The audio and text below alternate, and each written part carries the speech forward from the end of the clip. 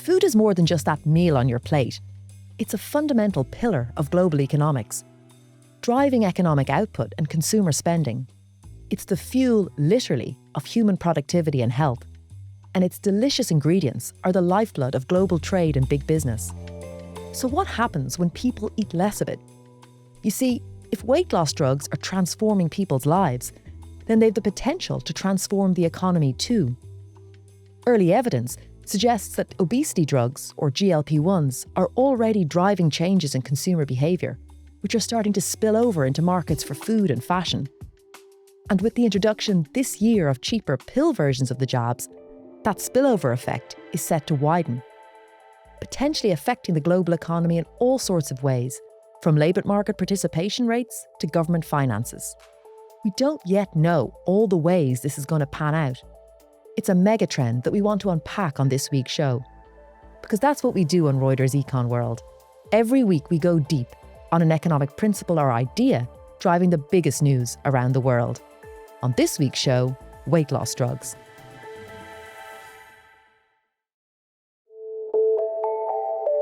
We've tackled weight loss drugs and the healthcare revolution they've triggered on other podcasts at Reuters, so on Reuters World News, our sister pod. But on this show, we want to, I suppose you could say, get to the bottom line and look at their impact on the global economy. Because it's a classic example of a spillover, so a big change or disruption in one market affecting lots of other markets. And to do that, I'm going to talk to two friends of the pod, two friends of mine.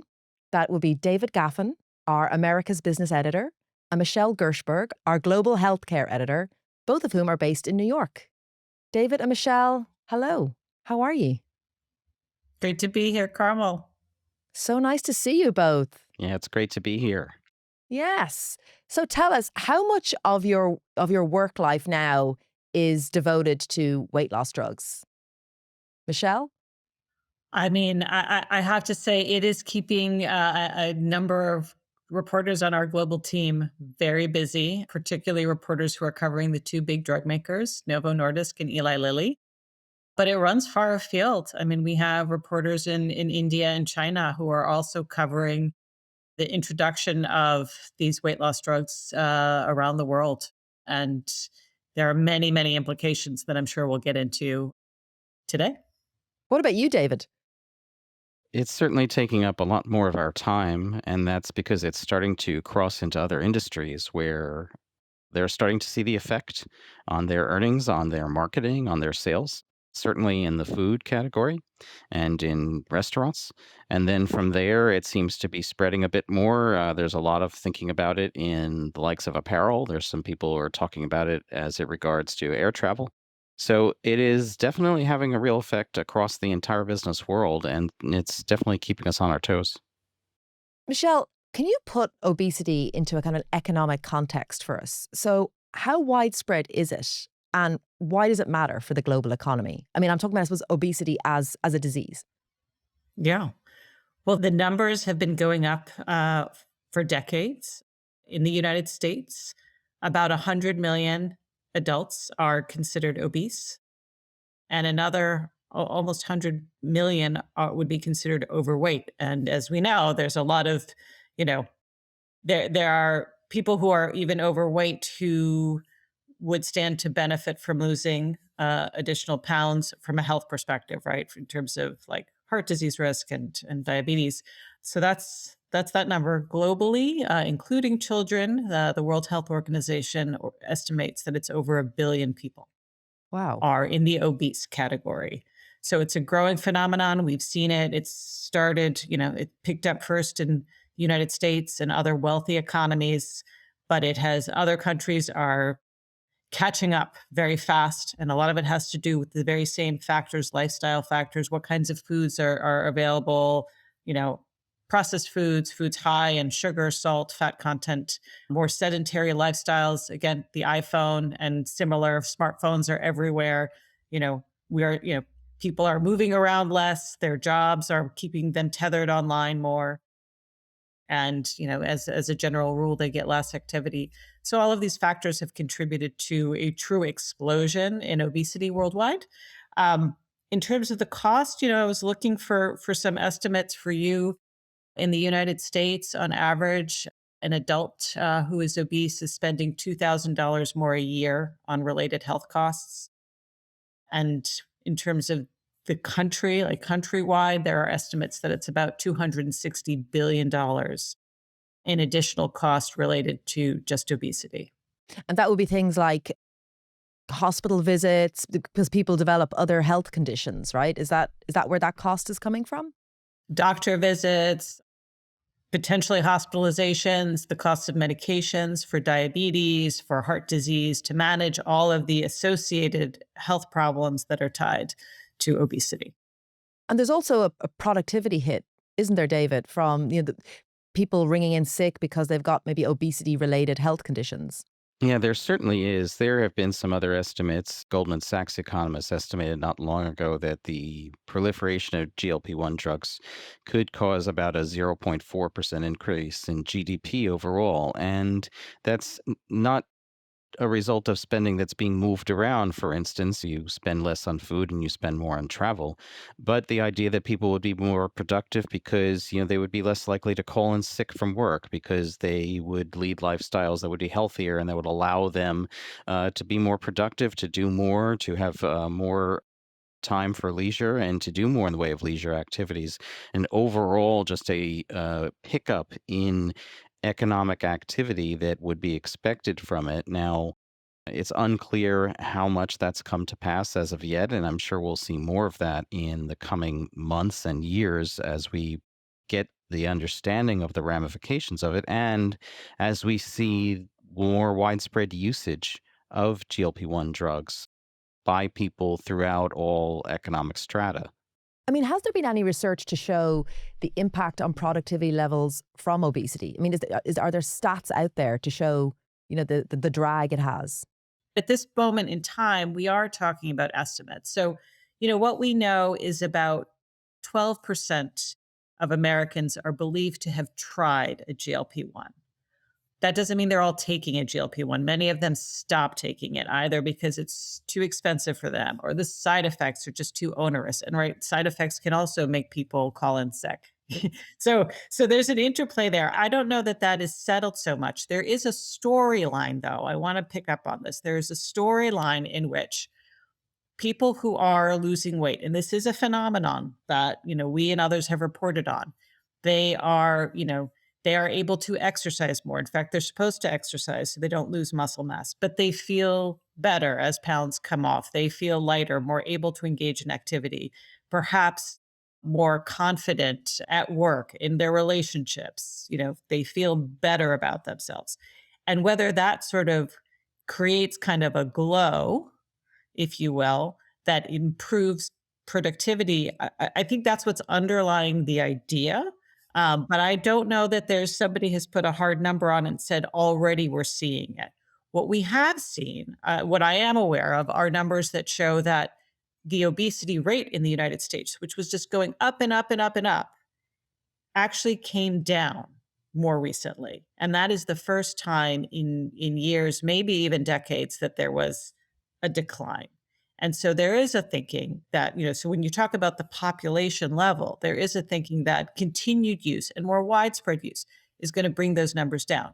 There are also forecasts, for example, that in the next 20 years, the use of drugs like this and the weight loss are going to reduce mortality from any cause in the United States, maybe by about 6%. So if you think about that, if you think about people living longer and better, theoretically, that should contribute to more productivity. I like the way you put it there, Michele. The glow, it's like the glow up effect on productivity. If you feel better about yourself, you get more done in your day. I can lend a little bit of additional thought on this. What has been found in the past is that labor force participation rates tend to be lower for people who say that they're in fair health or in poor health compared to those who say they're in good, very good, or excellent health. You have more in the way of short-term illnesses, more in the way of chronic health conditions. And so you have about 2% of U.S. workdays are lost, and this is Goldman's estimates, based on health-related reasons. People who have early mortality. And so that lowers the overall working population growth. And so, add in the need to care for the sick. And so that's kind of where some of this comes from. And I wonder, of course, and as Michelle has pointed out, this is, a story. And it may be that, there's a certain level of friction that would occur from, these improvements that would then not show up because it would come from some other type of productivity that is not yet something we can exactly measure, or, a different type of activity that we're not quite seeing. So, I mean, but that is kind of the theory behind it. Michelle, you said earlier that obesity rates are dropping in the US. Is that because of these weight loss drugs? It is that the weight loss drugs yeah, it is attributed to the more widespread use of these weight loss drugs. And we really are just at the beginning. I mean, again, as I said, it's about 40% of the US population is estimated to be obese, right? I mean, if we think about a few years ago, maybe we knew one or two people who were trying, it was Ozempic at the time. That was the buzzword. Right. The diabetes drug. Yeah. Yeah. You had the Ozempic jokes around the Oscars, right? And, absolutely. Yeah. And now, I think many of us can attest to either having tried one or knowing somebody or knowing many people who've tried them, right? And that's just in our little circles. We are also seeing, let's talk about the innovation in the marketplace, right? So just a couple of weeks ago, Novo Nordisk launched a pill version of Wegovy. That's their weight loss drug. It was sold as an injection until then. And the pill apparently is even more potent in terms of average weight loss than the injection. And it's far easier for people to take. And it was launched at a price that's much cheaper than the injection if you don't have insurance coverage. And that's expected to be a game changer. Eli Lilly is due to launch its own pill, or is expected to get approval. It seems like it's going in that direction. Yeah. We don't have intel on it, but the FDA decision, but that's where it's going in a couple of months. And so just making these so easy to take, right? A lot of people don't want to stick themselves with an injector pen. I sometimes, it's kind of a half joke, like, will, weight loss pills, GLP-1 pills be available in vending machines across the United States? I mean, I'm not a marketing expert, but you understand the idea. Right. Becoming more available, becoming more convenient, which is key from an economic perspective because it widens the size of the market and the sort of the potential impact from these drugs.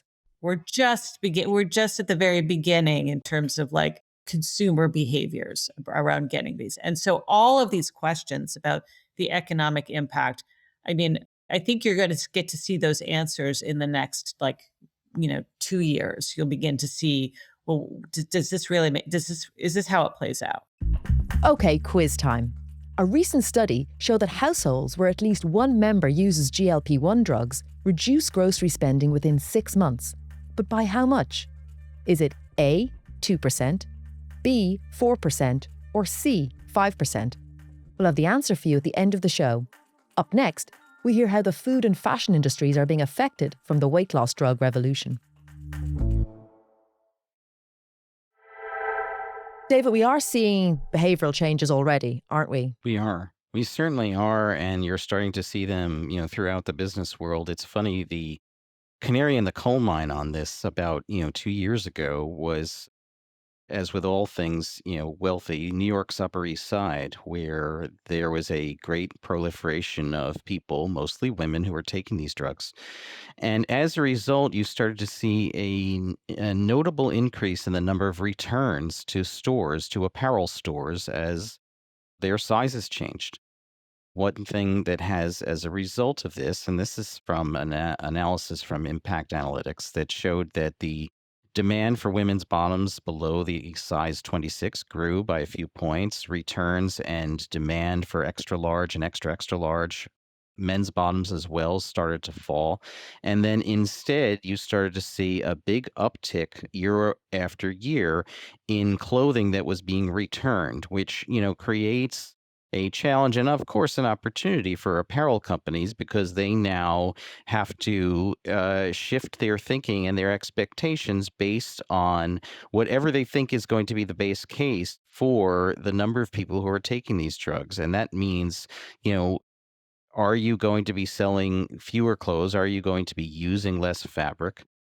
what sizes are you going to have to stock more of? And then what are you going to have to stock less of? And they estimated that it could be a shift in about something like 400 million units of clothing, which, is a gigantic number and probably doesn't even capture the full extent of everything that is going on, especially if that's demand that's just being shifted from one size to the next. But just the same, do companies know exactly where they're going to need to be in terms of what market they're serving and what the actual sizes people are going to be, in order to, kind of get that market share right? And that's something that has, obviously, like I said, come out through, the changing tastes and changing habits and purchasing habits of people who have been on the wealthier side, who are the ones who have been taking these drugs. And we will see if that continues, if adoption continues to grow amongst people who are, at lower income levels, who, need a drug that's going to be more affordable than where it is, where it certainly has been in the past, and even perhaps where it is now. And, we will see in the future where that goes. Right. So big shifts in the clothing industry, they're going to have to adapt to the changing size demands or risk big margin hits. But that's people's wardrobes, David. What about their fridges? Their fridges too. So this is definitely something that's happening, and it's affecting both restaurants, and it's affecting both, them, as well as major companies in the world, such as Kraft, Coca-Cola, Pepsi, and then, as said, McDonald's, but like Conagra Brands and all of these other companies are reckoning with this. And what's really interesting to see is the way in which they've kind of woken up to this trend, and how it's actually really truly something they have to consider. At this time, 3 years ago, excuse me, in 2024, Hmm. at this time of the year, we did a search of, company transcripts of their earnings reports for, let's say, the first, month and a half of 2024. Right. Outside of the healthcare industry, I'm excluding that industry, only four companies mentioned the term GLP or weight loss. Right. So that jumped to 13 for 2025. And this year so far, there have been 33 companies that have mentioned it, including some of the big companies I've already said. And the way they speak about it, you can see, is evolving. Pepsi last year said that we're continuing to study it, with a lot of detail, but because the adoption levels were so low, we don't see a lot in the way of impact on our business. That was what they said last year. But Yeah. this year, they said there's big opportunities in things like hydration. A lot of those, water type products are essentially smart water or whatever kind of Yeah. enhanced water as you like, or just regular old bottled water. So they're doing that. There are other ones that have, ramped up on very protein heavy things. General Mills launched that protein Cheerios. Pepsi is rebranding things. They're, or reducing sizes. There's all those tiny little soda cans now. And so it's definitely causing a shift because people are tending to spend less at the grocery store. They're spending less at restaurants. Mm. And it's, affecting just about all of the food industry with a couple of notable exceptions. We saw like Heineken recently announce, I think it was 6,000 job cuts. Was that at all related to weight loss drugs? Because certainly I know people who are on them, and it definitely affects their appetite for booze. Yeah, it certainly does. And, there has been a longer term trend away from beer anyway, that's been going on for quite a while. And I don't believe in this case that Heineken talked too much about GLP-1 drugs. And we were speaking about this with some of our reporters the other day about whether this was truly causing it. And these companies have not quite spoken in that kind of way yet, but the general feeling amongst analysts is that this definitely is something that is going to cause some sort of shift at some point. Okay, before we get to the final part of the show, a shout out to the weekly newsletter that accompanies it. Also called Reuters Econ World, it arrives into your inbox every Thursday, showcasing the best of Reuters economics and finance coverage. We'll put a link to the sign-up page in the show notes. For the final part of this episode, we look at the potential business winners from this healthcare revolution.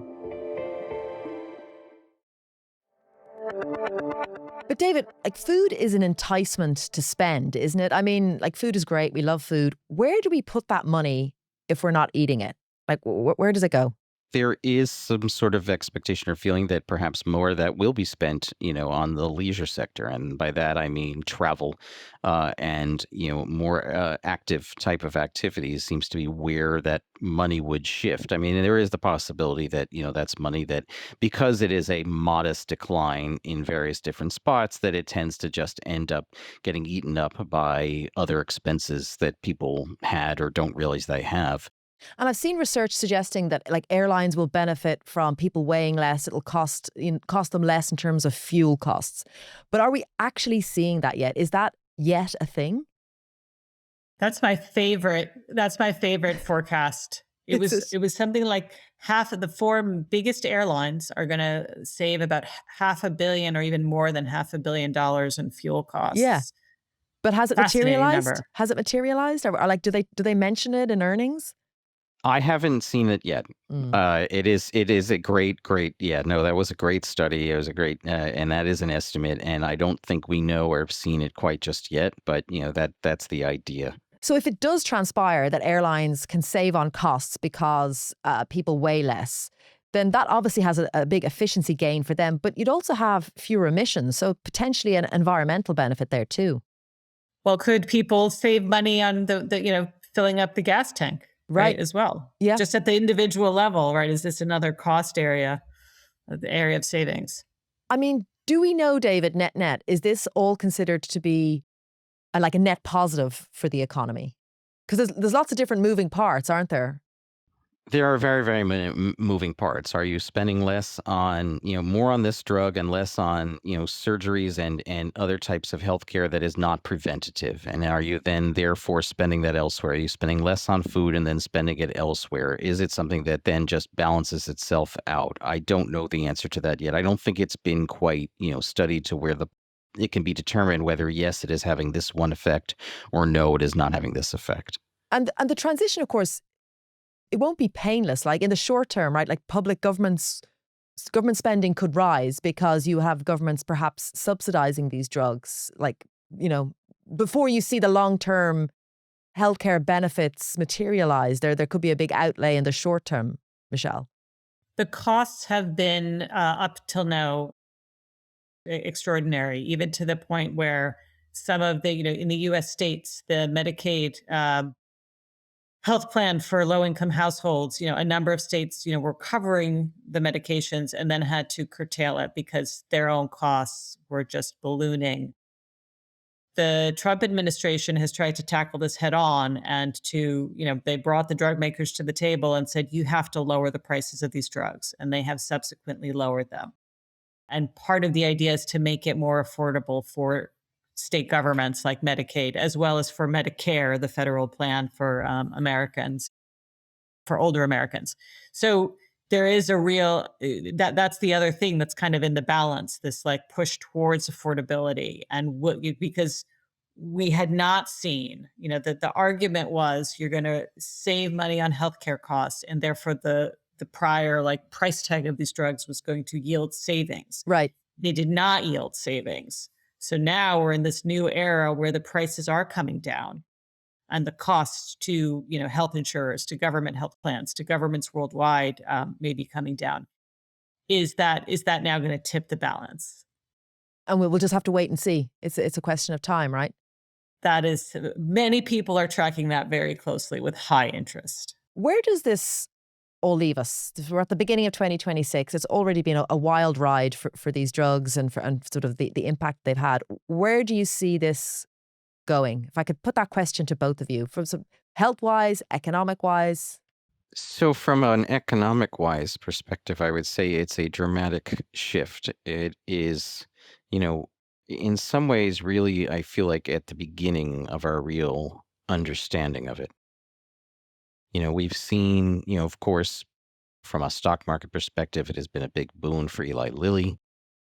We see other companies that are trying to jump in and get into the fray as well. And I think in some ways, if you see the mass widespread usage of it grow, the economic implications are something that I don't think we fully understand. And a lot of our attention is around AI right now. And while that's, game changing technology, this is something that affects people's direct lives a whole heck of a lot more, at least from where I see it. No, but I think you've hit the nail on the head. Like, I wonder, has AI sort of taken all the light in the room? Like, we're all so focused on AI. I wonder, are weight loss drugs perhaps not getting the attention they might have had, and if AI wasn't a thing? They kind of sucked the energy out of the room, as it were, for It the has oxygen. in the sense, yeah, and you've seen sort of what's been going on in the market with around AI Yeah. right now, and and I think the reality, of course, and Michelle's the expert more on the actual companies making these drugs, but you see everybody's gotten caught up with AI right now in general. And so then there's been these sell-offs when the market starts to get wind of some other random company that's made this tool that undermines the earnings of these 20 companies. And my goodness, it's time to sell everything. Mm. And when we talk about GLP-1s right now, there's two major players at the moment. That may change too. But that doesn't mean that those effects that people have from taking them are not going to be felt by potentially a wider amount of the population in terms of their day-to-day, Yeah. how they go about their lives. Yeah. I'm going to just add, I think what has been most interesting to track, right, is, evidence of behavioral shift as a result of, and that includes both the population that takes the medication and people in their circle, right? So that could be in the household. So, it is, there is research showing. So if one person in the household, is losing weight and is changing the way they eat, that can influence others, and maybe not everybody, right? Like, my teenage son, I don't think he's going to listen to me, but do you see, like, Yeah. there's a knock-on effect, right? And as David was talking about, if the big food makers are changing the products that are appearing on the shelves, and if they're not just changing it for the stores in the high income zip codes, right? Yeah. But if those product changes or the fast food, chains are changing what's being served to consumers because the consumer demand is changing. Yeah. So a thing to be looking out for is whether or not the more widespread use of these medications, right, these pharmaceutical products, are they creating a biofeedback loop, if you will? Maybe not, but just a feedback loop of consumers, of behaviors, and including the putting aside the smartphone and getting more activity because because you feel encouraged to do so. And I think that would dovetail, actually, let's say not with AI, but to look at social media, the scrutiny social media is getting. Mm-hmm. And that's at the level of, should teenagers be using it? But even the conversation among adults of, social media addiction, and how are those habits, affecting me from a mental health perspective and a physical health perspective. So these are just trend lines that I'm describing, but I think those are the markers of whether or not this will have lasting impact, sort of on a much more macro level. Those are the kind of telltale signs. If you see, you see people are really going to, they're buying more fresh produce. Yeah. Again, another thing that the drugs do for some people is they change the food craving. It's not just you're eating less, but you don't want the bag of crisps, as you call them. You want chips. want the cucumber. Yeah. You want strawberries suddenly.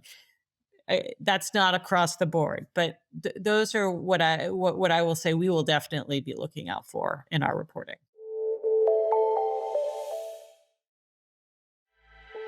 A big thank you to Michele and David for their time and insights. You can catch their great work on Reuters.com or the Reuters app. Now for that quiz.